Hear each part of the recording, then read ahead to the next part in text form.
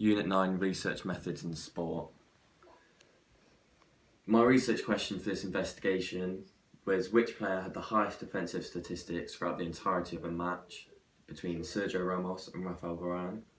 My aims for the investigation were to find out which player can maintain their performance throughout the entirety of the game, focusing on the whole game as it gives a more considered and valid set of statistics in terms of the context of this investigation. My objective was to conclude which player is more reliable and important to the Real Madrid team as a whole throughout every period of the game, and who out of the two had the bigger influence on the end result. Why does this need looking at?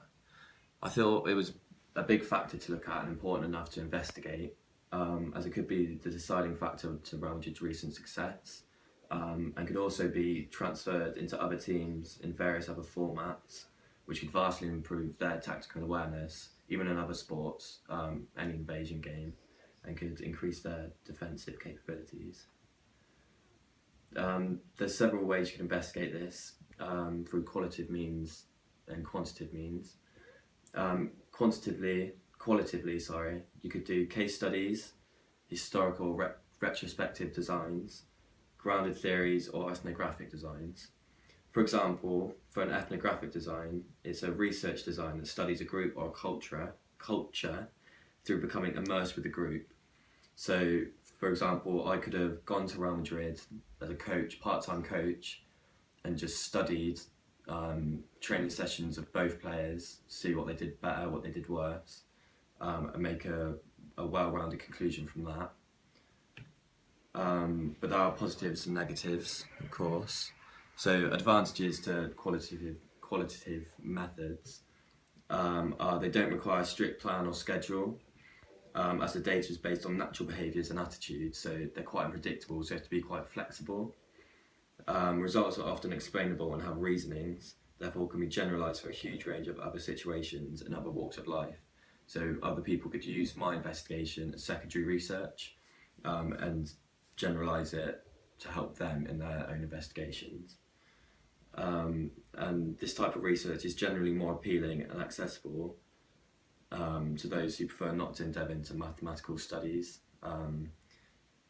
therefore attracting new studies and discoveries as a whole. Disadvantages can range from the data being misinterpreted by the researcher, if any subconscious bias is involved. For example, in this study, subconscious bias could form from me just personally preferring one player to the other, so maybe altering the statistics subconsciously, favouring one of the other players, which make the results unreliable.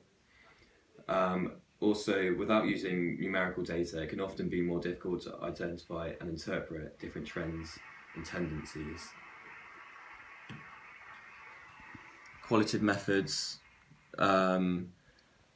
So by simply watching both the games both the subjects performed in, and analysing their performances by face value and observing the significance of one's participation can be an effective use of qualitative data. So it doesn't have to be as complicated. It can be watching players by face value, and if one player stands out more than the other, then you have a good gist of how the results will play out. Also, by using by analysing interviews post-game, pre-game, you can get a gist of the confidence of the players, which could also influence their overall performances. And this is how you would interpret and analyse qualitative data. So you'd start with the data, familiarise yourself with the data, so on and so forth. There's 7 main steps. Now, quantitative means of investigation can lead from experimental research design, cross-sectional survey design, or longitudinal design. For example, a longitudinal design is research design that involves measuring at different points to see how variables change over an extended period of time. As well as the qualitative data, they both had advantages and disadvantages. So an advantage of quantitative data would be it can be interpreted very quickly as the as the results are written down in quite a concise format, as it's all mathematical, and then can be transferred into graphs and more visual types of format to make them more accessible for other people. They can also be seen as more reliable as they're based on actual occurrences, not just behaviours and other unpredictable sort of variables. And it can also be very simple collecting data. For example, it can be done through basic tally charts, depending on the investigation.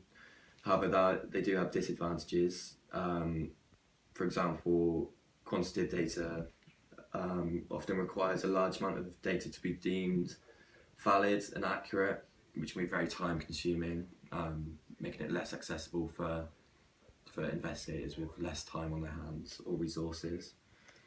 And also the results don't come with any interpretation or explanation of any patterns that may occur, making the results only accessible to those with a high subject knowledge. And any miscounted results can jeopardise an entire investigation, so it has to be very concise, make sure there's no human error involved whatsoever.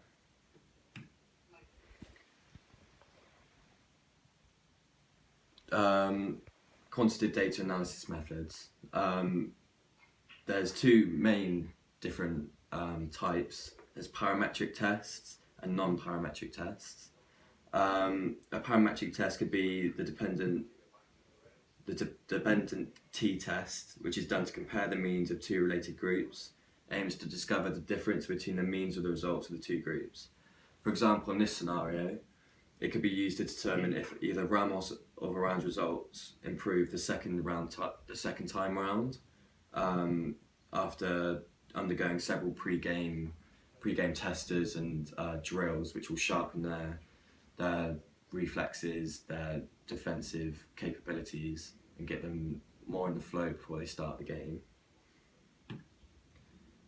My decision on the type of research that I'm going to be using in this investigation is heavily quantitative, to get the most accurate and valid results possible.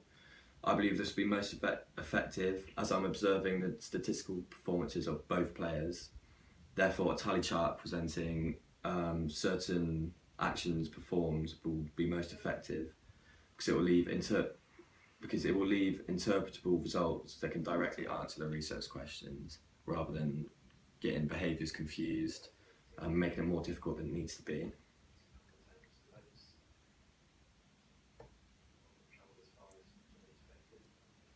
My methodology chosen, in order to obtain the results I was looking for to fully answer the research question, I did the investigation by watching two games in which both players played the full 90 minutes, then tallied key events such as fouls, tackles / interceptions, clearances and aerial successes. Once I found the amount of key events for each player, I added up the positives and then subtracted the negatives, such as losing possession, the amount of fouls, yellow cards, etc., to get a balanced overview of their performances. So I'm not just looking at the positives, I'm also weighing up the negatives to get a more balanced and average result. These are my results for the two games. So the first game against Leganés was away. As you can see, Sergio Ramos made more interceptions and tackles than Varane. He also had an extra clearance, won more aerial battles, conceded the same amount of fouls, leaving him with a total score of 13 positives to Varane's 8. So he won that one. And then in game 2, it was very different. Varane made 2 more interceptions and tackles, made 6 more clearances, had 2 fewer aerial battles won than Ramos, but conceded no fouls to Ramos's 1. So when I evened that out, their total score were completely different. Varane's was actually double Ramos's. So overall Varane pipped it, because if I had the 2 total scores together, Ramos's was 20 and Varane's was 21. So over the 2 games, Varane had the biggest impact on the games. I believe my results are reliable and project the true reflection of each player's performance.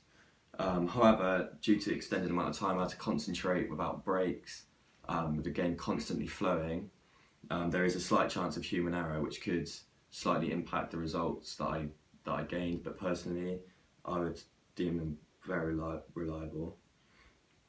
I also believe my results are valid, as my research question ponders which player had the best defensive performance, and I analysed and tallied some of the main components of being a good defender, the main manoeuvres, any defensive manoeuvres that are carried out in the game.